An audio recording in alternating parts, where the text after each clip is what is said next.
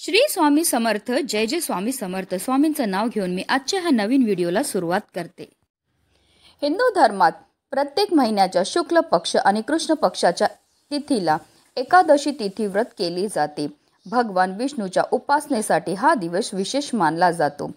जया एकादशीचे व्रत दरवर्षी माघ महिन्याच्या शुक्ल पक्षाच्या एकादशीच्या दिवशी केले जाते.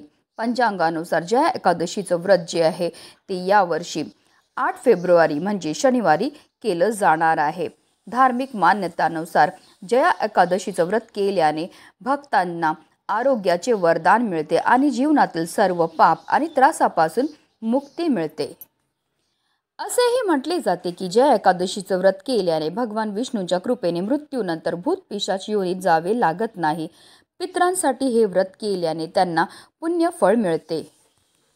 जया एकादशीच्या दिवशी वैद्युती योग आणि रवी योग तयार होत आहे. या काळात धार्मिक कामे करणं अत्यंत शुभ मानले जाते. तसेच जया एकादशीच्या पारणाची वेळ जी आहे ती 9 फेब्रुवारीला सकाळी 7:04 ते 9:17 असणार आहे. या वेळेतच आपल्याला व्रताचं पारण हे करायचं आहे. ज्योतिषशास्त्रात या तिथी संबंधित अनेक उपाय सांगितले आहेत आणि जे खूप प्रभावी आहेत.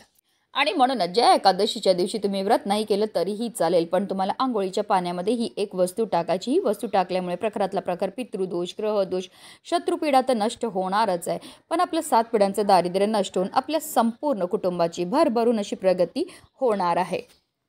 अतिशय प्रभावी असा हा उपाय आहे, ज्याबद्दल सविस्तर आणि महत्त्वाची अशी माहिती मी तुम्हाला या व्हिडिओमध्ये देणार आहे. तर व्हिडिओ पूर्ण पहा आणि जर तुम्ही माझ्या चॅनलवर नवीन असतील तर चॅनलला सबस्क्राईब करा आणि शेजारी बेल आयकॉनसुद्धा प्रेस करा, जेणेकरून तुम्हाला माझ्या नवनवीन व्हिडिओचं नोटिफिकेशन हे मिळत राहील आणि तुम्ही एक पण व्हिडिओ मिस करणार नाही. आणि कमेंटमध्ये ओम नमो भगवते वासुदेवाय नमः लिहायला अजिबात विसरू नका.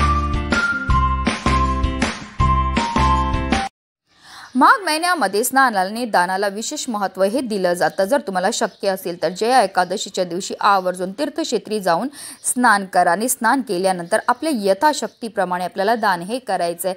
हे दान केल्यामुळे आपले पितृ आपल्यावर प्रसन्न होतात आणि आपल्याला सुखी संसाराचा ते आशीर्वाद देत असतात. पण हल्लीच्या धावपळीच्या जीवनामध्ये प्रत्येकालाच तीर्थक्षेत्री जाऊन स्नान करणं शक्य नसतं. म्हणूनच आपल्याला घरच्या घरी आंघोळीच्या पाण्यामध्ये या काही वस्तू टाकायच्यात आणि आपल्याला स्नानही करायची. ही स्नान केल्यामुळे आपल्याला तीर्थक्षेत्री स्नान केल्याचं पुण्य तर प्राप्त होणारच आहे, पण त्याचबरोबर आपल्याकडनं झालेल्या कळत नकळत पापांपासून सुद्धा आपल्याला मुक्तताही मिळणार आहे. म्हणूनच आपल्याला जया एकादशीच्या दिवशी ब्रह्ममुहूर्तावर उठायचे आणि अंथरुणामध्येच आपल्याला श्रीहरी विष्णू आणि माता लक्ष्मीचं स्मरण करायचं आणि दिवसाला सुरुवात ही करायची. त्यानंतर तुम्ही आंघोळी करता गरम किंवा थंड कोणतंही पाणी हे घेऊ शकता.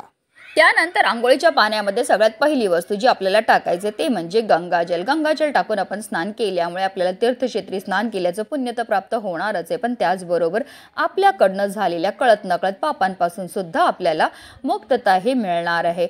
दुसरी वस्तू जी आपल्याला आंघोळीच्या पाण्यामध्ये टाकायची ते म्हणजे तिळ. आपल्याला काळे तिळ जे आहेत ते आंघोळीच्या पाण्यामध्ये टाकायचे आहेत, कारण माघ महिन्यामध्ये तिळांना अनन्यसाधारण असं महत्त्व आहे. तिळांची उत्पत्ती ही श्री हरिविष्णूंच्या घामापासून झाली होती आणि जेव्हा पण आपण काळ्या तिळांपासून काही उपाय करतो तर त्यामुळे आपल्या जीवनामध्ये असणारा प्रखरातला प्रखर पितृदोष, ग्रहदोष, शत्रुपीडा दूर होण्यामध्ये मदत ही मिळत असते.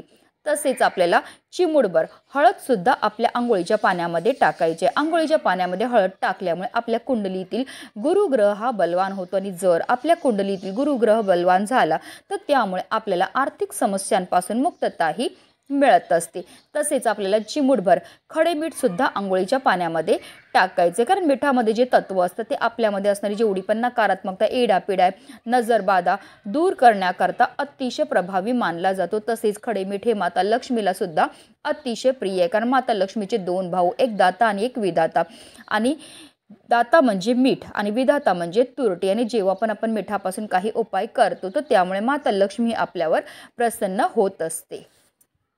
तसेच आपल्याला एक तुळशी पत्र सुद्धा आवर्जून आपल्या आंघोळीच्या पाण्यामध्ये टाकायचं आहे, कारण तुळस म्हणजे साक्षात माता लक्ष्मीचं स्वरूप आहे आणि श्रीहरी विष्णूंना अतिशय प्रिय ती म्हणजे तुळस. आणि तुळशीचं पत्र टाकून आंघोळीच्या पाण्यामध्ये स्नान केल्यामुळे आपल्यामध्ये असणारी जेवढी पण नकारात्मकता, एडापिडा, दोष आहे ते दूर होतात आणि आपल्यावर अखंड श्रीहरी विष्णू आणि माता लक्ष्मीची कृपाही होत असते. पण एकादशीच्या दिवशी तुळशीला आपल्याला स्पर्श करायचा नाही, म्हणून जी पण आपल्याला पूजेकरता तुळशीची पत्र लागणार आहेत ती आपल्याला आदल्याच दिवशी तोडून ठेवायची आहेत. आता आपल्याला ह्या सर्व वस्तू अंघोळीच्या पाण्यामध्ये टाकायच्यात आणि आपल्याला स्नानही करायचे. पण अंघोळ करायची पण एक विशिष्ट पद्धत असते. बऱ्याचदा लोक चुकीच्या पद्धतीने स्नान करतात, त्यामुळे सुद्धा त्यांना केलेल्या उपायाचं कोणतंही शुभ फळ प्राप्त होत नाही. म्हणून आपल्याला काय करायचं, सर्वप्रथम 1 मग पाणी आपल्या उजव्या खांद्यावर टाकायचं, 1 मग पाणी आपल्या डाव्या खांद्यावर टाकायचं आणि त्यानंतर आपल्याला संपूर्ण स्नानही करायची आहे. पण एकादशी आणि द्वादशी या दोन्ही दिवस जे आहेत चुकूनही आपल्याला केस हे धुवायचे नाही आहेत. तर आपल्याला अशा रीतीने आंघोळ करायची आणि आंघोळ करताना आपल्याला या एका प्रभावी मंत्राचा जपसुद्धा करायचा आहे. गंगेच यमुनेच गोदावरी सरस्वती नर्मदे सिंधू कावेरी जलस्मिन् निधी करू. या मंत्राचा अर्थ असा होतो, गंगा, यमुना, गोदावरी, सरस्वती, नर्मदा, सिंधू, कावेरी या सर्व पवित्र नद्यांचं जल या पाण्यामध्ये समाविष्ट झालेले आणि पवित्र या पाण्याने मी स्नानही करत आहे. आणि जेव्हा आपण अशा पवित्र पाण्याने स्नान करतो, तसेच ह्या आंघोळीच्या पाण्यामध्ये ह्या काही वस्तू टाकतो आणि मंत्राचा जप करतो, त्यामुळे आपल्या तनाबरोबर आपल्या मनाची सुद्धा शुद्धीही होत असते आणि पवित्र तनाने आणि पवित्र मनाने केलेल्या प्रत्येक कार्यामध्ये आपल्याला 100 पटीने पुण्यफळ हे प्राप्त होत असतं. अतिशय प्रभावी असा हा उपाय केल्यामुळे आपल्या जीवनामध्ये असणारा प्रखरातला प्रखर पितृदोष, ग्रहदोष, शत्रुपीडा तर नष्ट होणारच आहे, पण आपलं 7 पिढ्यांचं दारिद्र्य नष्ट होऊन आपल्यावर अखंड श्री हरी विष्णू आणि माता लक्ष्मीची कृपाही होणार आहे. म्हणूनच व्हिडिओ जास्तीत जास्त लोकांपर्यंत शेअर करा, जेणेकरून प्रत्येकाच्या आयुष्याचं कल्याण हो हीच मनामध्ये इच्छा. श्री स्वामी समर्थ. जय जय स्वामी समर्थ.